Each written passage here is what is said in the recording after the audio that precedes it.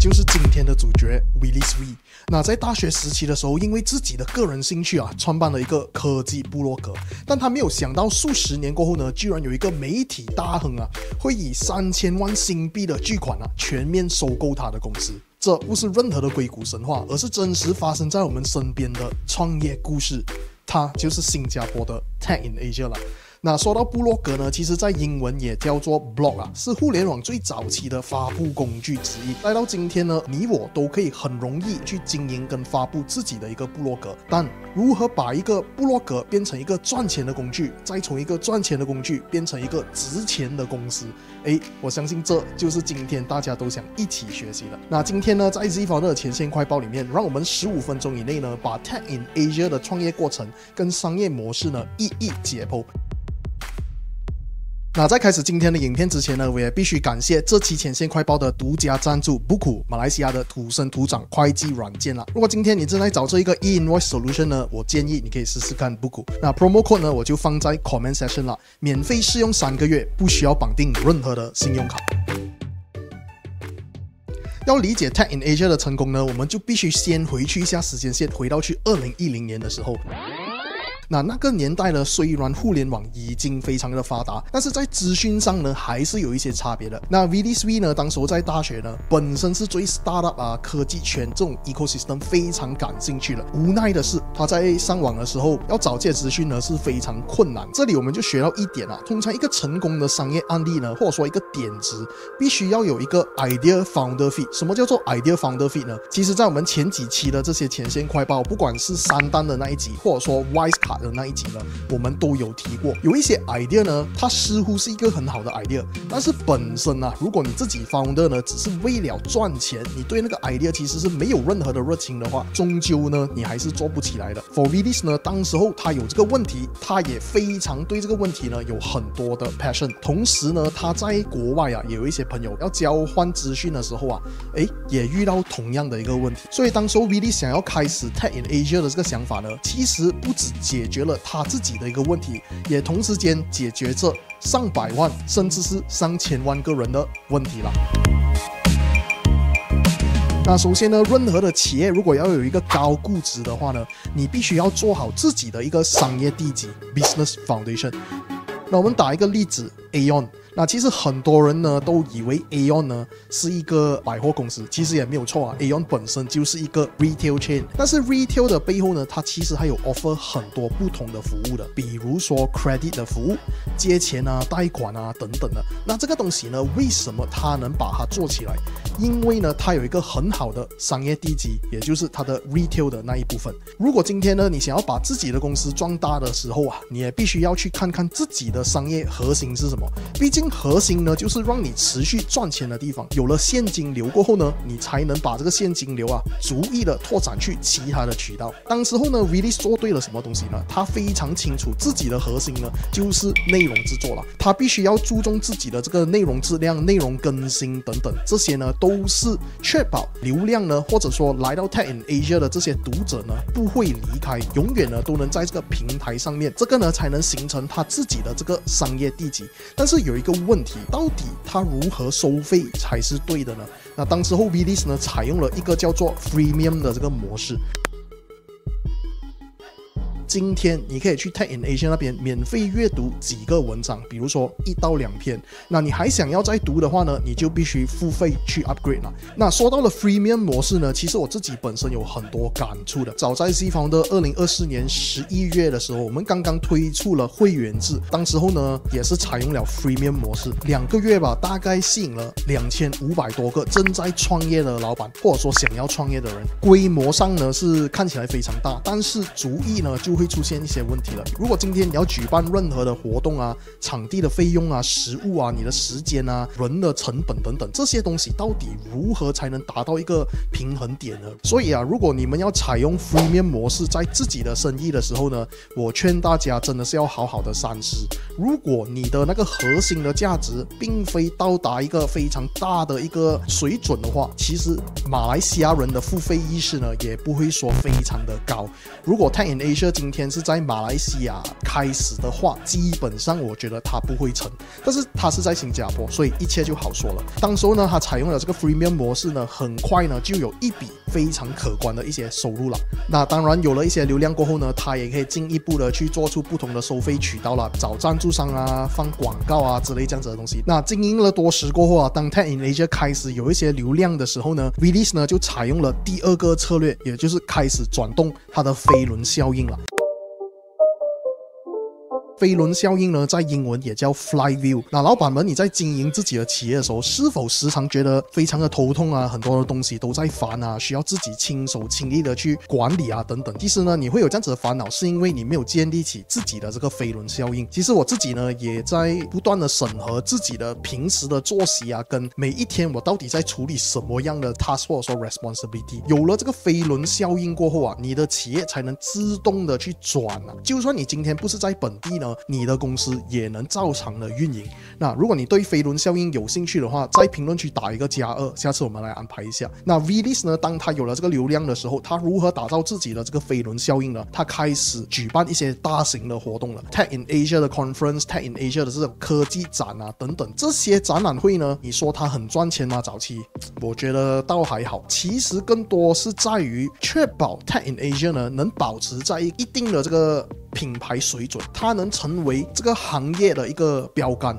当人家说到科技行业或者说科技展览会的时候，大家就会想到 Tech in Asia。当大家想到 Tech in Asia 的时候呢，流量呢就会回去他自己的内容平台，形成了一个飞轮效应，看到吗？它是一个完整的圈。当年啊 ，Release 就是单靠这2个举动呢，举办大型的这些展览会、科技活动等等，再加上自己的这个内容平台呢，逐渐形成了飞轮效应，也逐渐形成了自己的一个品牌权威。当你在东南亚聊起新创圈的时候，你必定会想要 Tech in Asia。每一个公司如果要达到一个非常高的估值的时候，你都必须要有自己的核心业务或者说核心基地嘛。内容呢就形成了 Tech in Asia 的核心基地。那它在这个核心基地上面呢，又再建多一层这些活动。那这个活动跟它的核心基地呢，就形成了飞轮效应。那有了飞轮效应啊，这时候在上面呢，它开始看下自己内部的这些需求了。当你有一些内容的基地跟这些大型的展览会过后，你必定是有一些特定的用户的。要么你是一个对科技圈非常有热情的一个人，要么你是一个投资者，你想要找一个很好的公司来投资，不然你就是一个新创公司。新创公司跟投资者到底有什么样的需求呢？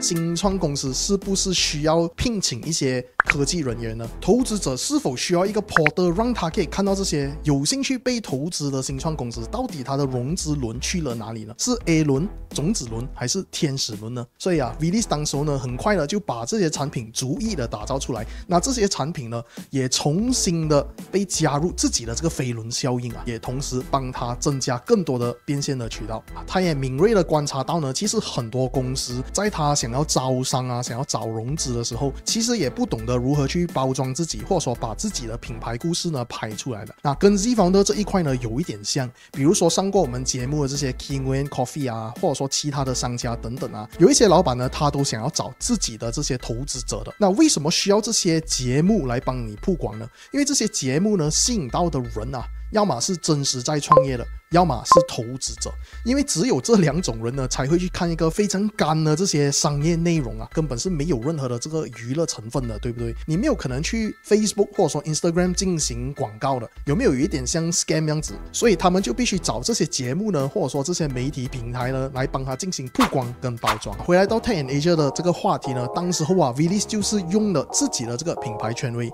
再加上他自己团队对于媒体的专属专业吧，或者说这些理解吧，所以他们很快的就搭建了这个叫做 Tech in Asia Studios 的这个东西，帮助更多的企业呢去包装跟把他们的这个品牌故事呢带出来了。这就是 Tech in Asia 的四部曲如何把他的公司呢壮大，把它做成高估值的。如果今天我们把这4个 component 或者说这4个业务都把它放在旁边的话呢，你都可以看到 Willis 他在做这一样东西吧，飞轮效应了。其实不要小看飞轮效应，我不知道老板们呢有没有听过一个理论吧，叫做每一天进步0.01%，一年后啊，你其实超越你的竞争对手很多了。很多时候人家都是觉得如果今天我要拓展生意的话，我就要做完全不同的东西。比如讲，如果今天我是卖韩国餐的，我突然间想要去卖日本餐，那这个东西呢必定是有相似之处，你可能可以省一些成本。但是这个呢更多像是 horizontal expansion， 就是你把你自己的这个专业的知识呢摆到其他这个行业去。如果你不是有非常庞大的资金，你也没有一个很好的团队呢，其实是非常吃力不讨好的。如果这时候呢，你把你自己的这个产业链做深的话，相对来说会比较好。如果今天你是做韩国餐的，那你可不可以再拓展多一个是做韩国餐 delivery 的，专门给人家 pick up？ 所以这个东西就取决了飞轮效应。那说了那么久，终于来到本片的高潮时刻了，也就是 Willis Re 呢怎么样让人家以3000万新币的巨款进行全面的这个收购，就是他凭什么？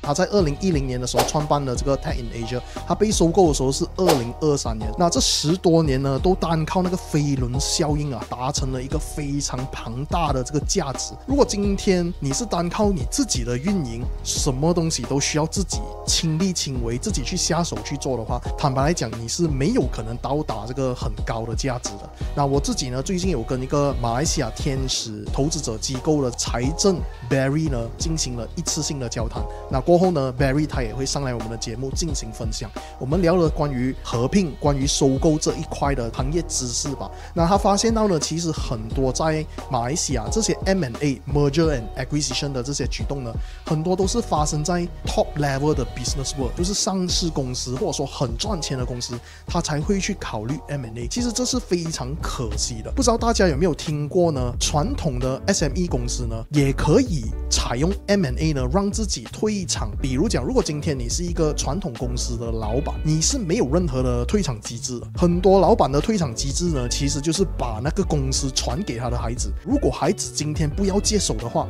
怎么办？所以很多的公司到最后呢没有继承者。第二，他只能变卖自己的这些 asset， 我就是讲公司的车、公司的机械啊等等。对于你自己来说呢是不公平的，毕竟你经营了10多年，难道你的公司真的是一文不值吗？所以呢，我在跟 Barry 讨论过后啊，我们接下来呢也可以做一个合并跟收购的这些服务的渠道，或者说这些内容。如果老板们自己本身也是有兴趣的话，欢迎来 PM 我可以在评论区那边放一些连接啦。那回来到今天的这个故事 ，Tech in Asia 当时为什么会被收购呢？其实收购他们的这个公司呢叫做 SPH Media， 可能马来西亚人不懂，但是在新加坡呢每一个人都懂 SPH Media， 在他们那边来说呢就是一个最传统最庞大的媒体公司之一。那其实他收购 Tech in Asia 呢只有一个原因，它是战略性的收购 Strategic Acquisition。 身为一个庞大又传统的一个媒体公司呢，那如果他要与时并进呢，要么他自己去创办自己的这种新媒体的部门，然后慢慢的经营，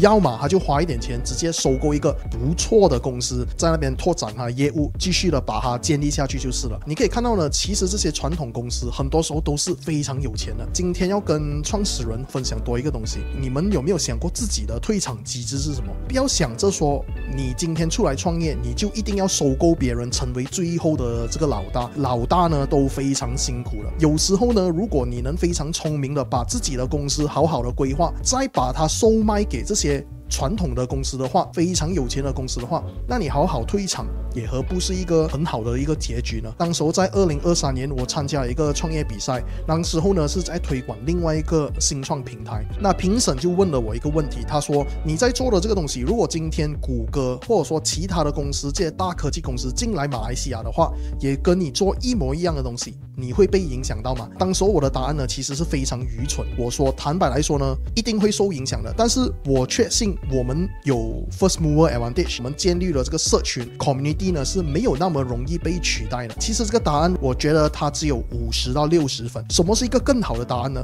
非常聪明的创业者知道他如果需要硬刚的时候，他可以了。有一些时间不需要硬刚了，你把你的公司好好卖掉再退场，何不也是一个很好的举动？有了钱，你才可以去做其他的东西。那如果今天你是一个传统行业的话，好好想想这一块。如果今天创业家只需要学一个东西的话呢，我希望你们学到的是飞轮效应。飞轮效应真的是非常的重要。如果今天你没有飞轮效应的话，那不要和我聊任何的估值跟 valuation。单靠创业家自己的努力呢，跟亲力亲为，每一天都去做这些辛苦工的话，是没有可能打造一个非常高的 valuation 的。就算你能打造一个非常高的 valuation， 也没有人会买一个这样子的公司，因为他们要收购公司的时候，必须要确定那个公司是有制度的，是有系统的。如果今天99 Speedmart 的老板他不要做了，他要卖掉他自己的公司，你知道99 Speedmart 他多么有系统吗？很多人都以为它是一个普通的杂货店或者说迷你超市，但是其实它内部里面的几时进货、进些什么货、卖多少、如何上架，这些东西都非常清楚。那这些公司呢才有 valuation 而言，卖的时候呢才有价值。那好，今天我们就聊到这里，我希望你们学到一些东西，我们下一期再见了，拜拜。